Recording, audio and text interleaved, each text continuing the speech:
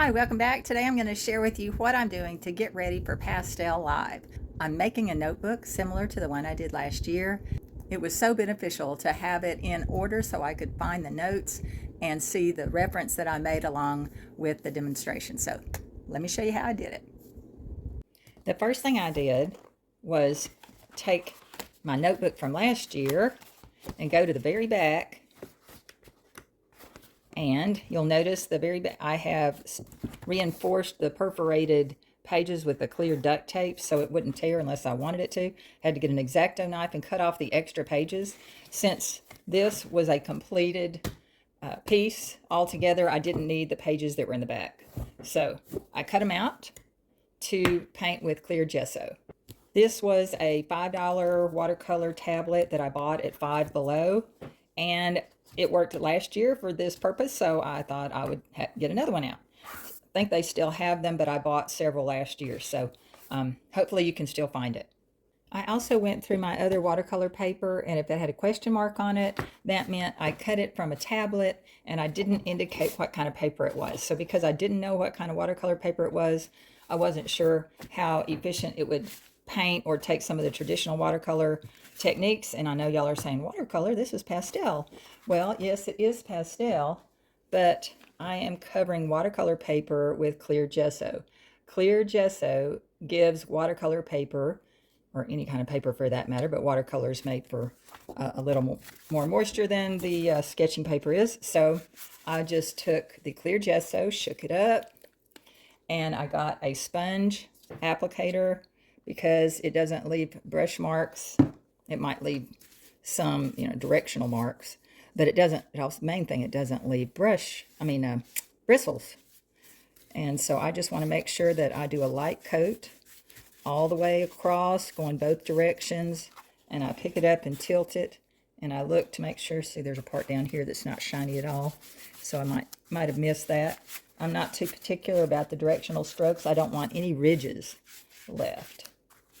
And then when I can pick it up and see that everything's covered, I set it aside to dry and get the next one. So it doesn't take long to cover several sheets. And I have a table over there where there's other sheets that I've already done today that are drying. And then when I start to organize my notebook, I'll decide what size I want to do. I think 5x7 was the largest I used, so all of these will be broken up and made smaller. Not broken up, cut up. I have a paper cutter that makes this very easy. And I'm on my way to getting ready for next week. The next thing I want to do is reinforce where the perforated tears are, or tabs, whatever you call that, perforation in the tablet, if you have perforation in your tablet, with clear tape. So the easiest way to see this is turn your paper all the way to the back. Make sure you're on the back, and you can see where the perforated edge is. You want to get your tape, and this one's easy to lift up. So you want to position your tape so it's not on the holes, but it's over the perforated part of your paper. So it's barely over, maybe a eighth of an inch, but hey, it's over. So now I'm going to keep going. Next, it's easier if you tear it before you place it, and then you can position it a little better. Doesn't have to go the full length, just to make sure you got the majority of it, and turn the page for the next one. Pastel Live is a great conference to attend online. This is going to be my third year. Last year I decided to take notes a little differently and was kind of crazy about how I organized. I made a banner for each artist, what they were teaching. I made a thumbnail. This is where I took notes. I even coordinated the color with the notes. This was the time that they were presenting. And that tab said, there was a tab that said day one. This was glued in later. It's a gouache interpretation of his work. I used gouache because it didn't smear like pastel. I did add a little bit of a new pastel over it to keep it from smearing. So I really enjoyed having this record of all my notes with the artists from last year. So I decided, I think I'm going to do it again this year. So I really liked the banner, how it showed off the name. And so I was looking for the template, the stencil that I did that with, and I couldn't find it. So irritating not to be able to put your hands on what you want when you want it. So anyway, this is what I did. I want to show you.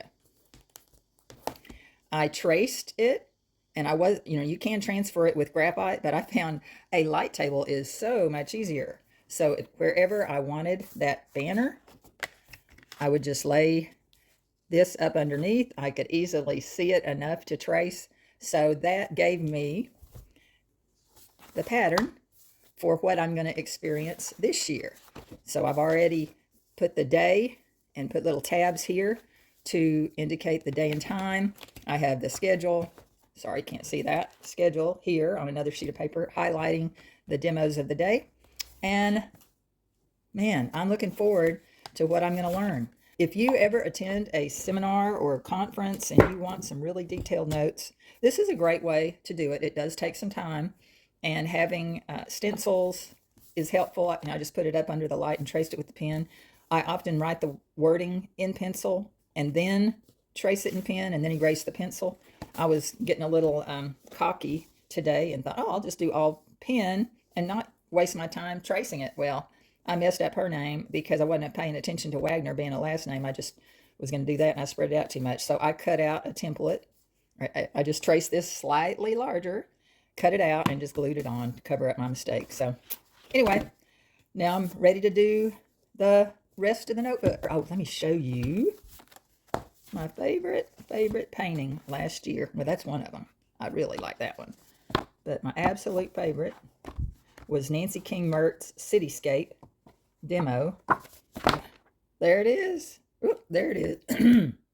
This was my absolute favorite one that I did last year. Nancy King Mertz was the artist, and I'd taken a workshop from her before, so I was somewhat familiar, but I had never done a cityscape with people in it. So I tried something out of my comfort zone. I was really happy how it turned out. So this just gives me a wonderful reference of what I learned, and I put the schedule on the very inside page so I can scan and look at the highlighted names to find the artist on whichever day they were presenting. So there it is. Do with it what you want. Let me know what you think. Talk to you later.